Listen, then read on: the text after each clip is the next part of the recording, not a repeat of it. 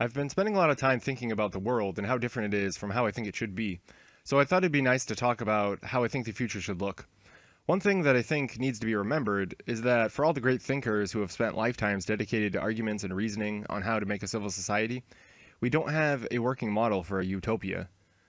And most utopias we see in literature are warnings about one thing or another, such as too much government control.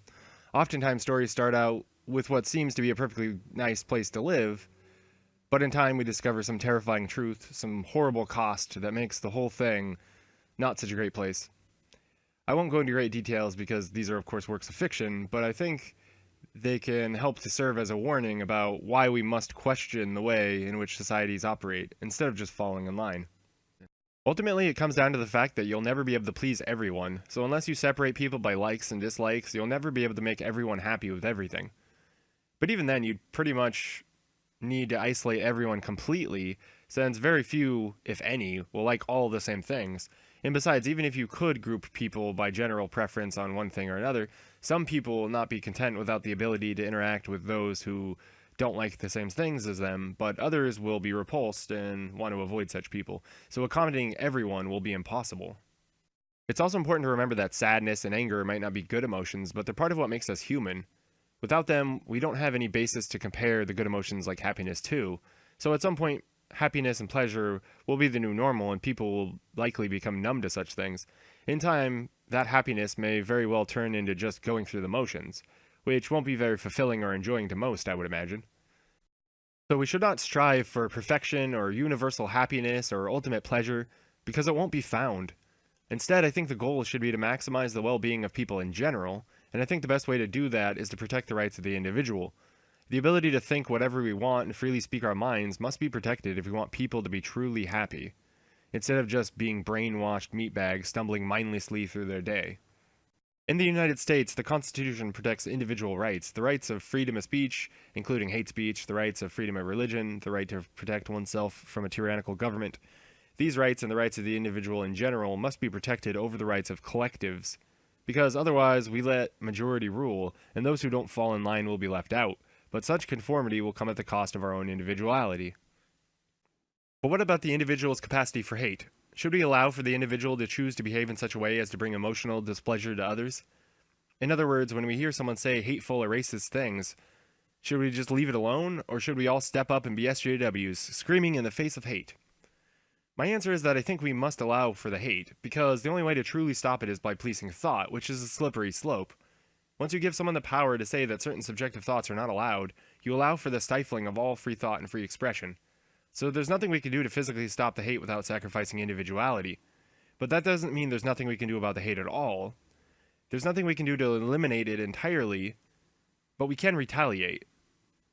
But not by screaming at anyone we think is racist. After all, I could be mistaken about something being racist. Maybe I misheard or misunderstood. Maybe what I thought was a racial slur against a black person was really just someone saying the word black in Spanish. Or maybe I heard a racial slur against an Asian person, but in actuality they were talking about a hole in a suit of armor. But still, even if in a situation where I'm 100% sure the person was being racist, what good does it do to shut down that person's speech?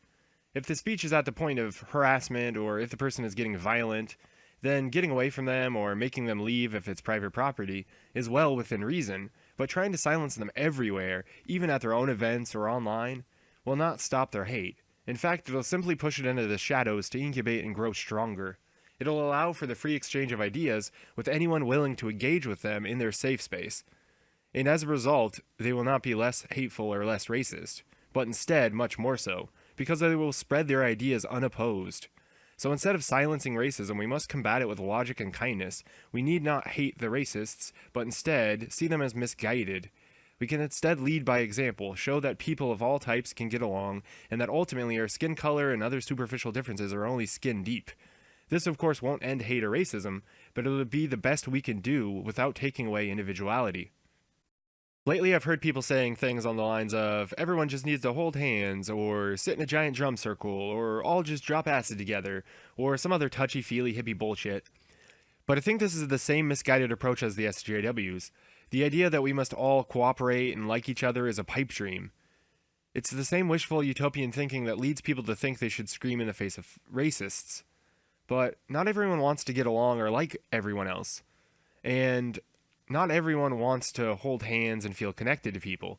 This idea that if we could just force everyone to get along is just fascism in disguise, because the only way to orchestrate such an event would be with extreme force. And even if you could do it without force, I doubt everyone would see it as some ultimate uniting of mankind, so there would still be those who act the same after the event. So getting everyone to cooperate would still require force. Instead, I think we should strive for coexistence, by which I mean everyone getting along without harming one another, but not necessarily cooperating in any meaningful way or liking one another. Similarly, not everyone will care about the problems of people on the other side of the planet, and as long as they're not doing anything to actively harm those people, then that shouldn't really be an issue. It's not their problem, so they don't have to care, no matter how much you or I wish they would. I think religion is much the same way. As much as I wish people would value evidence over faith, it's not up to me what others believe, and as long as people are not using their faith as a justification to harm others, then it's not really any of my business. In recent years, there's been a decrease in the number of people who identify as religious, and I think this is due in part to the internet and the ease at which people can access information. It's now possible for most people to find counterarguments for most topics with ease, although search engine and social media filters often cause us to reinforce our beliefs by exclusively showing us things we already agree with. So people are more easily able to obtain evidence and arguments, but they are also more likely to only find evidence that confirms their pre-existing belief.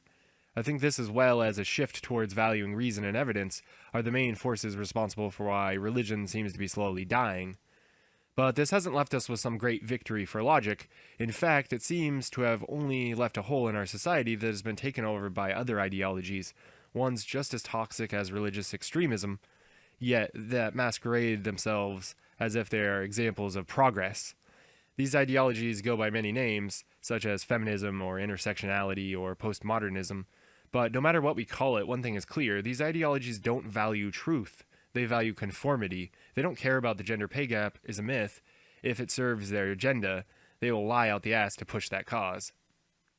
And I think this is a huge problem right now in our society. People are valuing evidence, but they don't value changing their mind, so they don't really care about the truth. Science is about more than just evidence. It doesn't just accept everything that could be considered evidence of something and just accept it blindly. But these ideologies that place value on evidence are worthless without some sort of corrective mechanism to ensure the false positives are accounted for. Because all it takes is for someone to find something that fits a particular narrative and then ignore everything that disproves those ideas and then call it evidence. And in a sense, they would be correct. It would be evidence, but it won't be the truth, since when taken in the full context of everything, it becomes clear that the positive evidence is outweighed by the negative evidence to the contrary.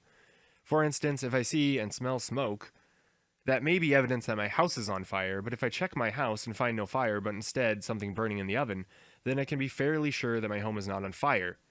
But if I just instead ignore the oven and still claim my house is on fire, then I've allowed myself to be fooled by the so-called evidence. I've allowed myself to be blinded by my own bias. I think the main reason people do this is that they think they already know the truth, and they think their so-called evidence proves what they believe, so they shut themselves off from anyone or anything who disagrees with them, and so become unwilling to examine the complete picture, which is why I think we must not just value evidence, but must also value changing our minds, because otherwise we will cling to the confirming evidence and ignore relevant disconfirming evidence, which means we may come to false conclusions since we won't actually be using a process that can reliably help us discover the truth. Which is why I think it's important to use the tools of science to shape my worldview, because science has a corrective mechanism that allows for advancements in different fields of study, regardless of the opinions and biases of the scientists themselves. So, what will the future look like? Well, if we decide to put collectivism before individuality, then I think we will see more fighting, more rioting, more violence. We'll see the continual battle to be the most oppressed, and we'll see individuals who are very successful acting as if they're extremely oppressed simply for the way they look, even though they don't have the same struggles as most normal individuals. There will also be more people that embrace their collectivist identity, so we will see more white supremacists as well as more supremacist groups of other races and other superficial groupings. If, on the other hand, we value individuality and protect the rights of the individual, then we will still have groups and collectives, but they will be more likely based on ideas and not immutable characteristics, which means you won't have people feeling left without their own identity, because their individuality and what makes them unique will be their identity.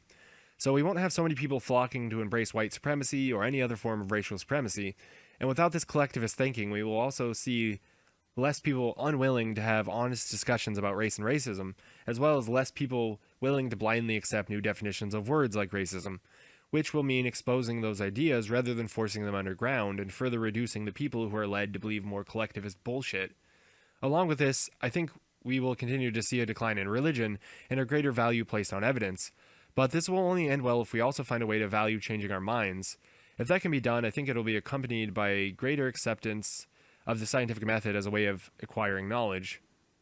And ultimately, I think this is the closest thing we can get to a utopia. Each person given the freedom to choose their own lot in life with enough opportunity so that everyone has a chance as an individual to be successful based on their own merit and not who their parents were or where they were born. And while everyone might not be friendly or care much about one another, and there may even be crazy people and criminals injuring others, most people will be able to peacefully live side by side with people that they don't agree with, and their mutual participation in society and the economy will be the closest thing to cooperation we can get without actually working together, and all those who still wish to harm others will be punished by the law through strong criminal justice rather than social justice. Along with this, placing a greater value on evidence as well as changing one's mind will lead to less dogmatic thinking. So we will see less religion and less of the atrocities committed in the name of a god or gods, and while we might fear that this will lead to weaker family ties and some finding life meaningless, at the same time we gain the ability to structure our families however we like, and use evidence and science to discover how to best parent our children, while also giving us the freedom to make our own meaning in life. But also, it means less people buying into other ideologies that are just new religions in disguise, as well as a greater acceptance of science, which means greater advancements in technology, better, more effective medicine, more nutritious and abundant food, robots and other machines to make our lives easier. This is my vision of the future, one in which people of all types and all beliefs can coexist and equally participate in the economy based on the path they chose for themselves, while also having greater advancements in technology that'll save lives and create safer, healthier, and more enjoyable world for anyone willing to peacefully coexist and pull their own weight. Thanks for watching. Let me know what you think of this video by rating it and leaving a comment. You can also subscribe to my channel if you haven't done so already. You can follow me on social media. The links are in the description. Thanks for watching, and remember to never stop questioning.